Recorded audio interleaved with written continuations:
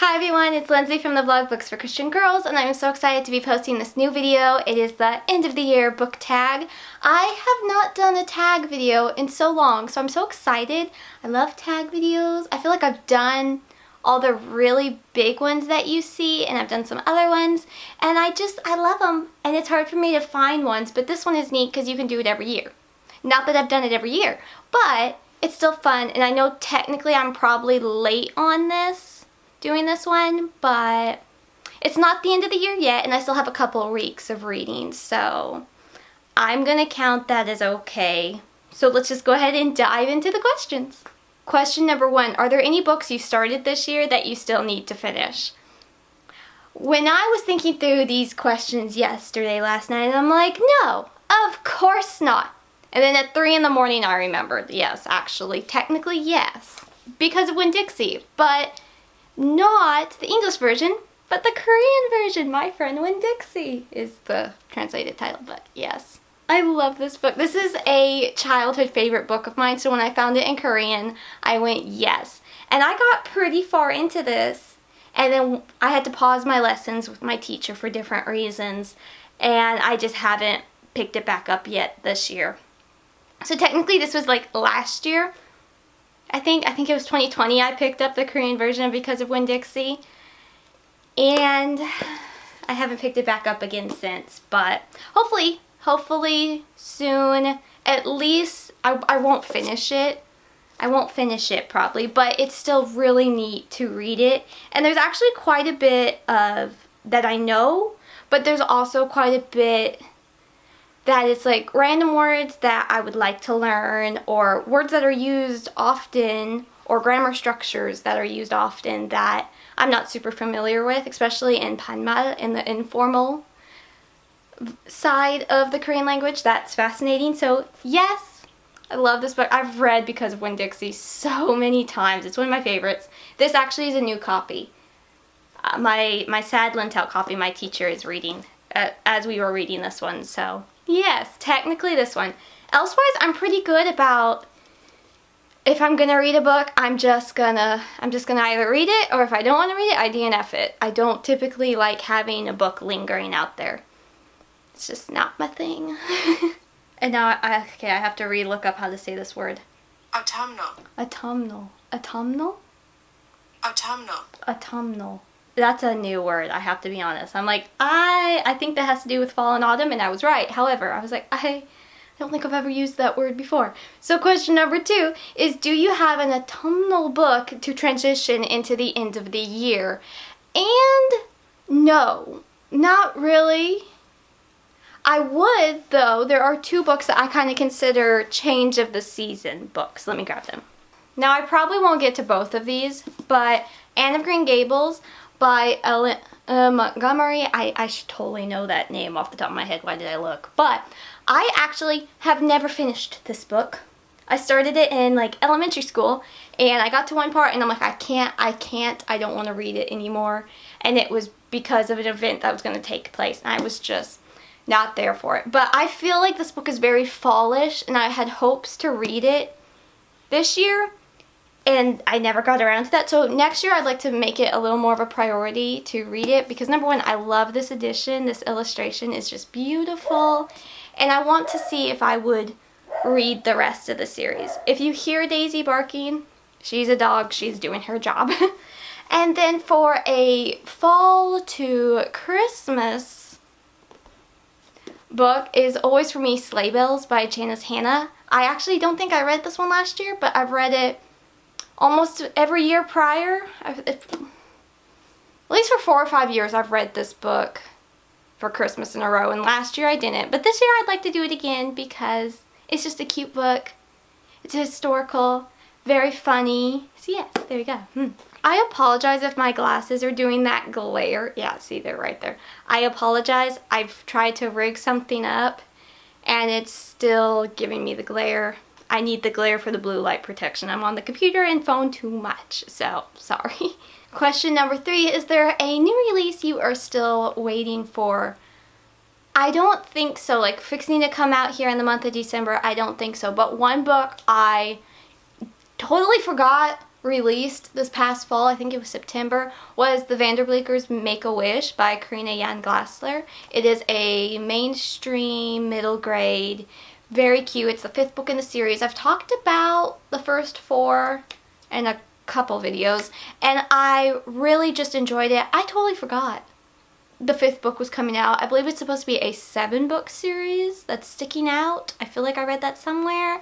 Don't quote me on that, but I'm very excited to read it. I haven't read it. Other than that, I feel like any other book I'm looking forward to is a 2022 release, and we will be making a whole separate video about my anticipated reads for 2022 another day. Question number 4. What are 3 books you want to read before the end of the year? I have still a decent sized stack just for reviewing wise that I'd like to get done and get ahead for January, but we'll see if it happens. I do hope to pick up this one though in the next couple of days, and that's Love Finds You in Frost, Minnesota by Judy Baer. This, from my understanding, yes, is a Christmassy book. I have enjoyed many books by this author. She wrote one of my all-time favorite books, Million Dollar Dilemma, which is over here in the blue section with the pink right there, yay. And I adore that book. I talk about that book basically every other video, maybe every video. But I've never read this one by her, and the Love Finds You series has always been kind of a hit or a miss. I either really like it or I don't. So I'm curious. I have high hopes for this one, and we'll see. And then also I have a couple guidepost books I'll probably read, like guidepost mysteries, but that includes The Lost Noel by Joanne Brown. This is, I don't remember what number in the Secrets of Mary bookshop mystery series, but I actually just finished the Blue Hill Library series. I finished it a couple months ago, and now this one has become my favorite since I'm done with the Blue Hill Library series. I've really enjoyed that series so much. But the Secrets of Mary's bookshop has been quite fun, so I hope to read this one soon. And then this is kind of like my Christmas TBR right here, but that's okay. Mele Kalikimaka by Taylor Bennett. This is a novella, very short, from the Tradewinds series, which is Porch Swing Girl, Sandcastle Dreams, Barefoot Memories, and Promise Me Aloha. Go me, did I get that right? I'm going to be really proud if I got that right. And then I also want to read Barefoot Memories, yes, Barefoot Memories, got that. And then Promise Me Aloha, I would love to read before the end of the year, but I don't know. We'll see how time is with the holidays, I'm not sure. But definitely these 2 for sure. Porch Swing Girl was one of my favorite books of 2018, I think it was. And I just reread it, and I finally read the 2nd book, and now I get to continue on with the series. I'm very tickled pink about that. Very tickled pink. So yes, there are 4, technically, that I hope to read before the end of the year. Question number 5. Is there a book you think could still shock you and become your favorite book of the year? I think there'll be books I really enjoyed, that I will enjoy, and that will be like, I hope I like this one. I hope. I don't know, will I love it? We'll see. And then with the rest of the Tradewinds series by Taylor Bennett, I think I will really enjoy them. Favorites is like a very high honor in my world. It's like I don't have many favorite books, I feel like, besides the ones I always talk about a lot, but we'll see. I think I'll really enjoy these, but it won't be a shock. Nothing that I can think of particularly, though, so no. Hi friends, it is the next night after filming, and I just happily finished Love Finds You in Frost, Minnesota by Judy Baer. So I talked about this one just a moment ago, right? And I said I would enjoy it. Little did I know how much I would enjoy it. This was everything I love in a Christmas novel. It was so much fun. The main girl's name is Mary, yes, spelt as in Merry Christmas. Her birthday is Christmas, and she obviously loves Christmas. And here comes the great grandson of the town's founder, who now owns a lot of the property. Get this, his name is Jonathan Frost, but everybody calls him Jack. His name is Jack Frost. Okay, I didn't connect the dots that on the back cover, and when I read that, he's like, but people call me Jack, and I'm like, Jack Frost. It was so much fun. I had to pop in here and tell y'all, this is definitely going to be one of my new favorite Christmas books. So watch out next year if I do another favorites Christmas video, Christmas book video. This one will definitely be on it. So far I think it's the only one, but hi Daisy. We have a beagle friend. But yes, I just had to pop in real quick and tell y'all about this book, how much I enjoyed it. I knew I would enjoy it, like I said, but I gave it 4.5 stars. I was expecting I probably would give it 4 stars. I gave it 4.5. If the ending had been just a little clearer, I would have given it 5. Like, no hesitation, 5.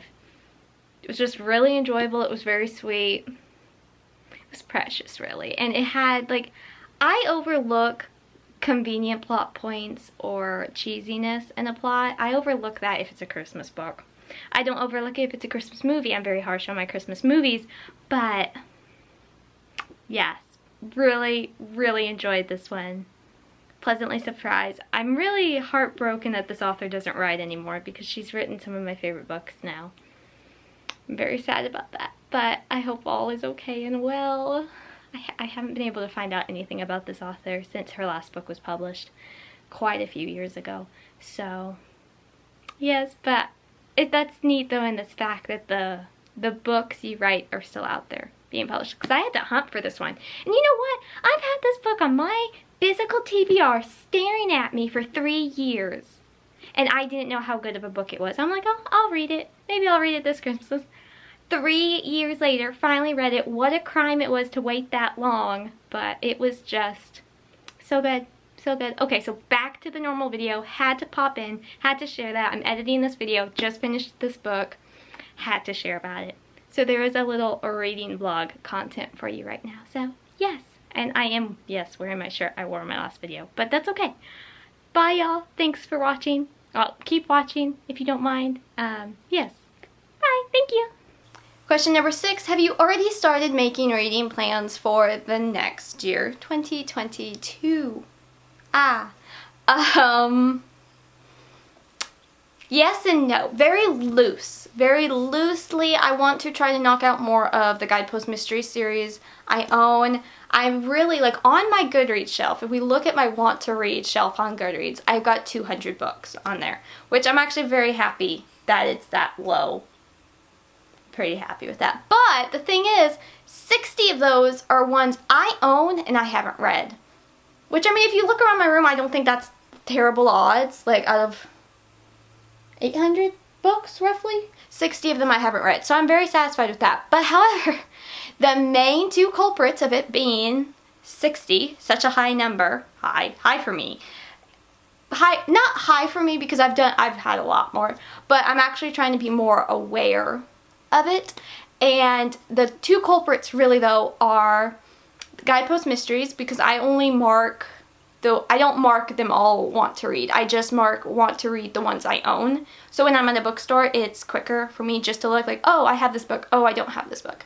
It's easier. I don't know. My brain's a strange place, but it's an organized place most of the time.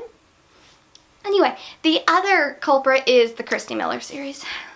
How many years have I been saying I'm going to read the series in its entirety? How long have I been on booktube? There's our answer. So, I would tentatively, is that right?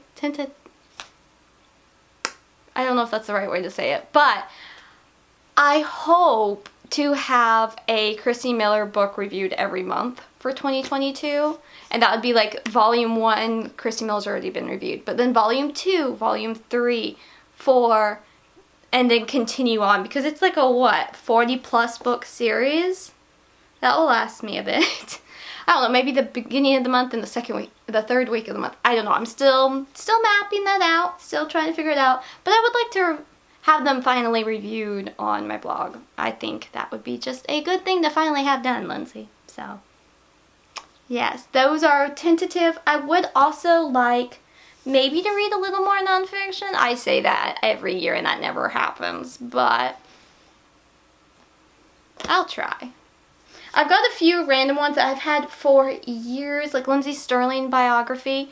I've never read it. I've owned it since it came out, and yet I've never read it. And then I've got different missionary books and North Korean books that I just would like to read and yet never have. So a few adoption books as well. So yes, just different ones.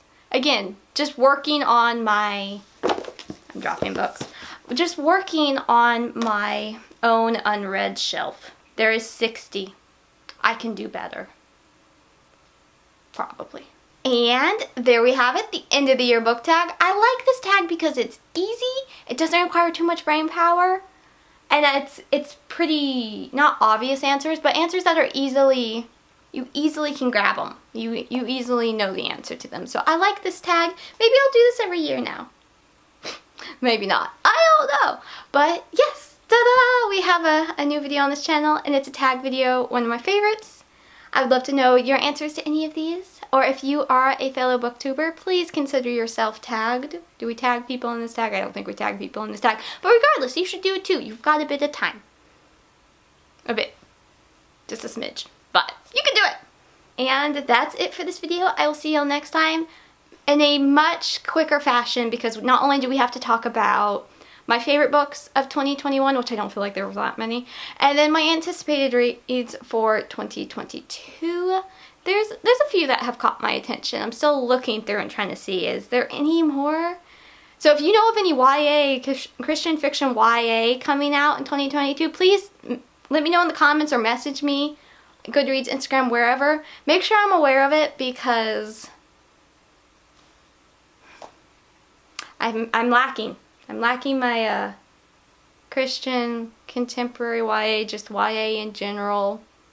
Especially if it's indie printed. I struggle with keeping up with indie printed books in the Christian fiction world. So if you know of any, feel free to let me know. And I will see y'all next time. Thank you so much for watching. I'm Lindsey from the blog Books for Christian Girls, where in 2021 there is a new review every Monday and Friday. I do not post a new video on this channel every other week like I used to, but I'm hoping to get a little more on a schedule, let's hope. And then I'm trying to be a little more active on Instagram, and also possibly failing that as well. But we're all okay. It's okay. We're gonna get it eventually, and the holidays will come down. It will be lovely. So I will see y'all next time. Thank you so much for watching. Have an absolutely lovely rest of your day.